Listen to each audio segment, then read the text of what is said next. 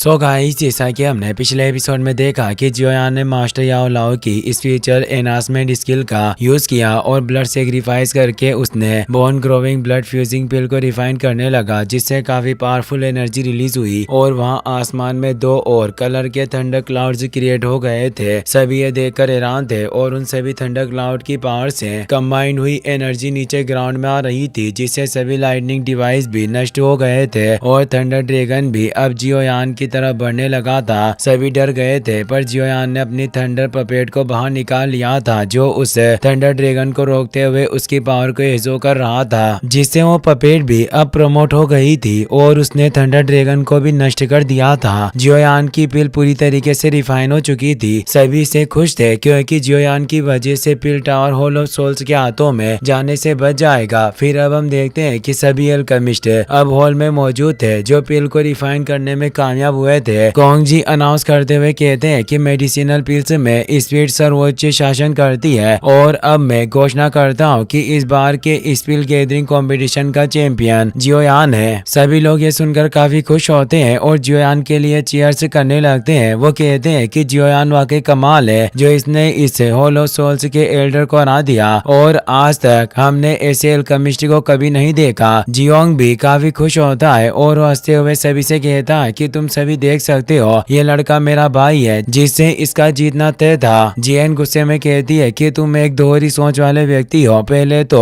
तुम्हें जियोयान को पिल बनाते हुए देखने में ही आलस आ रहे थे, पर अब तुम उसे भाई कहकर क्रेडिट ले रहे हो और वो उससे अपना मुंह फेर लेती है। कोंग जी जियोयान से कहते हैं कि इस बार के चैंपियन के रूप में अब तुम्हारे पास पिल टावर का नया लीडर बनने के कैंडिडेट के रूप में क्वालिफिकेशंस होगी। साथ ही इस बार के चैंपियन को जो रिवार्ड स्क्रॉल दिया जाने वाला था वो सोल कल्टिवेशन टेक्निक है जो एशियन टाइम्स की एक टेक्निक है और वो जियोयान को उस ताई सोल टेक्निक का स्क्रॉल दे देते हैं। जियोयान उन्हें थैंक्स कहता है और उस स्क्रॉल को अपने स्पेस रिंग में रख लेता है। कोंग जी अनाउंस करते हैं कि 2 दिनों के बाद स्टार रीजन को ओपन किया जाएगा और पिल गैदरिंग के टॉप 3 अल्केमिस्ट जो अभी यहाँ मौजूद है उन्हें इस स्टार रीजन में जाने का मौका मिलेगा। ओल्ड मुगू भी पिल गैदरिंग के इन टॉप 10 अल्केमिस्ट में शामिल था, इसलिए वही मौजूद था। कोंग जी बताते हैं कि तुम सभी को 3000 बर्निंग फ्लेम को उस स्टार रीजन में हासिल करने का मौका मिलेगा। सभी इससे खुश थे। जियोयान कहता है कि फाइनली मैं उस legendary undying heavenly flame 3000 burning flame को देख पाऊंगा और मुझे उसे कुछ भी करके हासिल करना होगा ताकि मैं और ज्यादा पावरफुल बन सकूं। ओल्ड मुगु मुस्कुरा रहा था क्योंकि उसका प्लान 3000 बर्निंग फ्लेम को हासिल करना था, लेकिन अगर वो उसे काबू करने में कामयाब नहीं हुआ तो उसे सील से आजाद कर देगा ताकि वो हेवनली बीस्ट पूरे पिल टावर को नष्ट कर दे। अब हम अगले दिन पिल टावर का सीन देखते हैं जहाँ जियोयान भी अब पहुंच जाता है। वहाँ डेन चेन काओ हिंग और सोंग किंग पहले से ही मौजूद थे। जियोयान कोंग जी को रेस्पेक्ट देता है। कोंग जी कहता है कि मैं तुम्हें पिल टावर के 2 और एसोसिएशन हेड से मिलवाना चाहता हूँ। ये मोहतरमा जुआन ही है और तुम इन्हें आंटी जुआन कहकर बुला सकते हो क्योंकि इनका तुम्हारे मास्टर याओ लाओ के साथ काफी अलग ही रिलेशन है। जुआन ये सुनकर कहती है कि तुम्हें क्या बकवास कर रहे हो। जियोयान ये सुनकर सोचता है कि यह इस तरह से रिएक्शन दे रही है, जरूर मेरे मास्टर और इनके बीच कोई रिलेशन होगा। हो सकता है कि एक दूसरे को चाहते हो और अब उन्हें रेस्पेक्ट देता है और आंट जुआन कहकर बुलाता है। कोंग जी अब उसे तियान ले से मिलवाते हैं और कहते हैं कि यह भी एक पिल टावर के चेयरमैन है। तियान ले जियोयान से कहते हैं कि तुमने इस पिल गैदरिंग के टाइम पर हमारे इस पिल टावर को उस हॉल ऑफ सोल्स के हाथों बचाया, इसीलिए मैं तुम्हें थैंक्स कहना चाहता हूँ। कोंग जी कहते हैं कि अब हमें मुद्दे की बात पर आना चाहिए जिसके लिए मैंने तुम्हें बुलाया है। कल के बाद वाले दिन तुम सभी स्टार रीजन में प्रवेश करोगे और वो जगह हम तीनों के द्वारा क्रिएट की गई थी जहाँ वो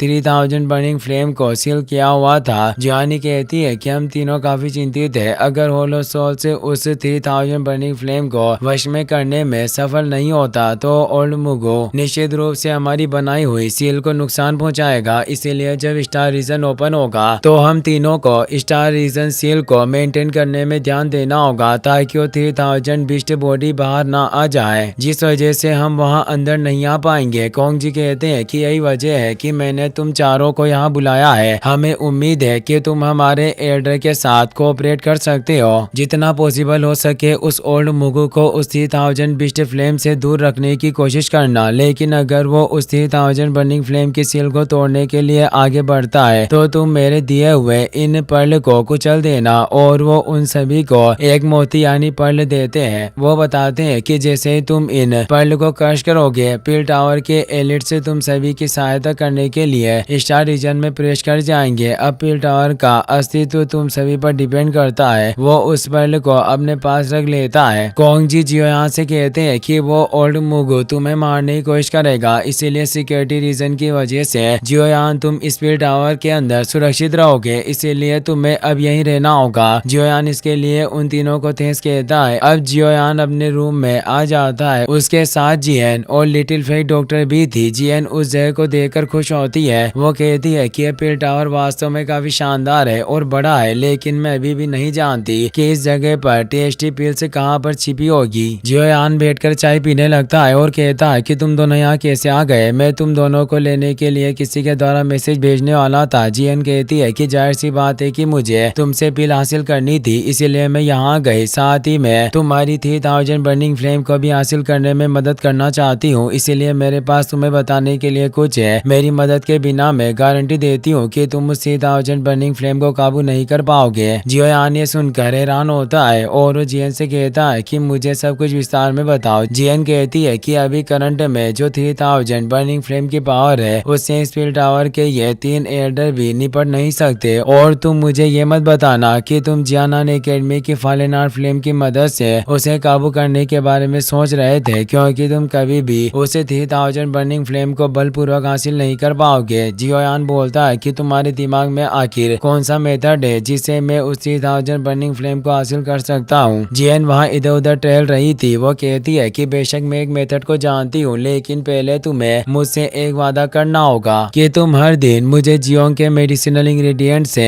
एक टेस्टी पिल्स को रिफाइन करके दोगे और फ्यूचर में भी मेरे लिए पिल्स को रिफाइन करोगे। जियोयान निराश हुआ कहता है कि लिटिल गर्ल, वास्तव में तुम हर बार खाने पर ही आ जाती हो। तुम सीधे क्यों नहीं कहती कि तुम्हें मुझसे पिल चाहिए? और वो उसके सर को सहलाते हुए कहता है कि जियोंग के पास जो मेडिसिनल इंग्रेडिएंट का ढेर है, मैं उन्हें जल्दी तुम्हारे लिए पिल्स में रिफाइन कर दूंगा और अभी के लिए तुम मेरी रिफाइन की हुई इन पिल्स को खा सकती हो। जियन खुश हो जाती है और उन पिल्स को लेने लगती है, पर जियोयान उसे दूर कर देता है। जियन पिल्स को लेने की कोशिश करती है पर जियोयान उसे नहीं देता, पर जियन काफी जिद करती है। जियोयान कहता है कि मैं तुम्हें दे दूंगा, पर तुम्हें मुझे उस 3000 बर्निंग फ्लेम के बारे में सब कुछ बताना होगा। जियन जल्दी से पर्ल लेकर खाने लगती है और कहती है कि तुम निश्चित रहो, पहले से ही मैंने उस 3000 बर्निंग फ्लेम के बारे में सारी इंफॉर्मेशन निकाल दी है। और अब 3000 बर्निंग फ्लेम की मिनी बिस्ट बॉडी को एक्टिवेट कर लेती है, जिसे देखकर जियोयान हैरान हो जाता है। जियन बताती है कि लिटिल फेक डॉक्टर ने पहले ही मुझे बताया था कि तुमने स्टार रीजन में प्रवेश कर लिया था, जिससे तुम 3000 बर्निंग फ्लेम को देख पाए और वो फ्लेम बिल्कुल ऐसी ही दिखाई देती होगी। जियोयान हैरान था क्योंकि वो 3000 बर्निंग फ्लेम का एक छोटा सा रूप था। जियन कहती है कि इस बार जब मैं अपने ट्राइब में वापस लौटी थी तो मैंने अपने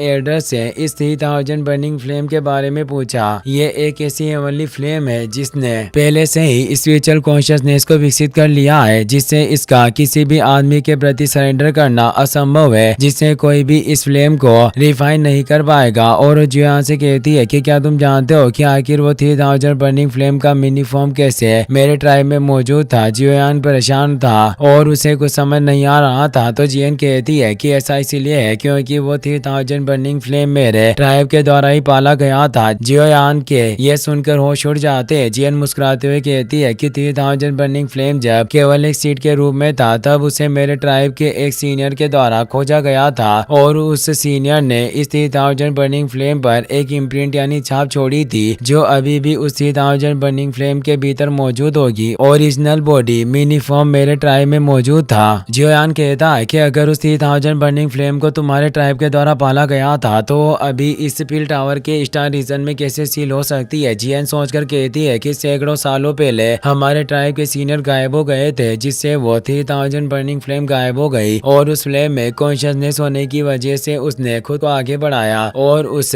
वक्त पील टावर ने उसे सील कर दिया होगा। और मैं भी इसके बारे में ज्यादा कुछ डिटेल्स में नहीं जानती। जियोयान सोचता है कि ये 3000 बर्निंग फ्लेम एक सीनियर एल्डर के द्वारा ऑन की गई थी और वो जियन से कहता है कि अगर उसे तुम्हारे पूरे कबीले के एल्डर ने पाला था तो उसे किसी के लिए भी वश में करना काफी इम्पॉसिबल होगा। जियन एक ब्लड बोतल को बाहर निकालती है और कहती है कि किसने कहा कि इम्पॉसिबल होगा। आज मैं तुम्हारे अंदर एक ड्रैगन इम्प्रिंट को एक्टिवेट कर दूंगी, यानी एक ड्रैगन छाप लगा दूंगी। इस बोतल में मेरे कबीले का एशियन ड्रैगन ब्लड है जिसे मैंने काफी मुश्किल से अपने कबीले से बाहर निकाला है, इसीलिए जल्दी से अपना हाथ आगे बढ़ाओ और उस एशियन ब्लड की एक ड्रॉप को जियोयान के हाथ में डाल दे। जियोयान परेशान हुआ कहता है कि तुमने इस ब्लड को चुराया है। जियन कहती है कि तुम चिंता मत करो, मेरे ट्राइब के लोग मेरे साथ परेशानी पैदा करने की हिम्मत नहीं करेंगे। और अब जियन उसके हाथ पर टच करती है और एशियन ब्लड की वजह से जियोयान के हाथ पर एक ड्रैगन इम्प्रिंट एक्टिवेट हो गया था। जियोयान ये देखकर हैरान होता है। लिटिल फेरी डॉक्टर कहती है कि अब तुम इस इम्प्रिंट की मदद से 3000 बर्निंग फ्लेम को काबू में कर सकते हो। जियन परेशान हुई कहती है कि इतना आसान नहीं होगा और वो उस एशियन ब्लड की पूरी बोतल दे देती है और कहती है कि इसे अपने पास रखना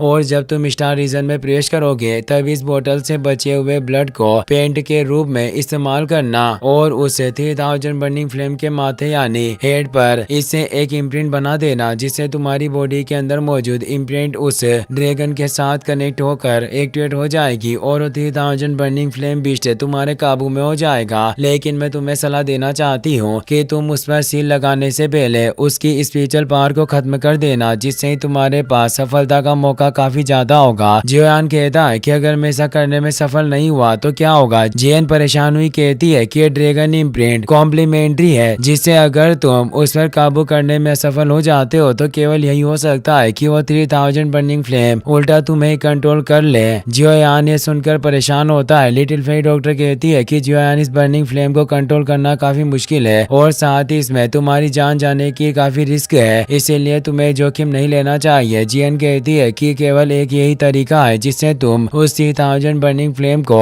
कंट्रोल कर सकते हो और जियोयान मैं तुम्हें विश्वास दिलाती हूँ कि मैंने तुम्हारी बॉडी पर जो ड्रैगन इम्प्रिंट लगाई है वो उस 3000 बर्निंग फ्लेम बॉडी की तुलना में काफी हाई लेवल की है। अगर तुमने सही वक्त पर एक्शन लिया तो तुम निश्चित रूप से उस 3000 बर्निंग फ्लेम को काबू कर सकते हो। जियोयान कहता है कि मुझे तुम पर पूरा भरोसा है, मगर मेरे पास उस 3000 बर्निंग फ्लेम को हासिल करने का थोड़ा सा भी मौका है तो मैं इसे आजमाना चाहूंगा। लिटिल फेरी डॉक्टर परेशान थी क्योंकि इसमें जियोयान की जान का खतरा था। जियोयान कहता है कि तुम निश्चित रहो, मैं अपनी लिमिट्स को अच्छे से जानता हूँ। जियन उसकी बात मान लेती है। जियोयान कहता है कि मैं इस सेंट्रल प्लेन्स की यात्रा करने आया ताकि मैं स्ट्रॉन्ग बन सकूं और मैंने काफी हजारों मीलों की दूरी पार की, इसीलिए मैं कभी भी पूरी तरीके से खाली हाथ वापस नहीं लौटूंगा और मुझे अपने मास्टर को बचाने के लिए 3000 बर्निंग फ्लेम को हासिल करना ही होगा। इसी के साथ ये एपिसोड यहीं पर खत्म हो जाता है।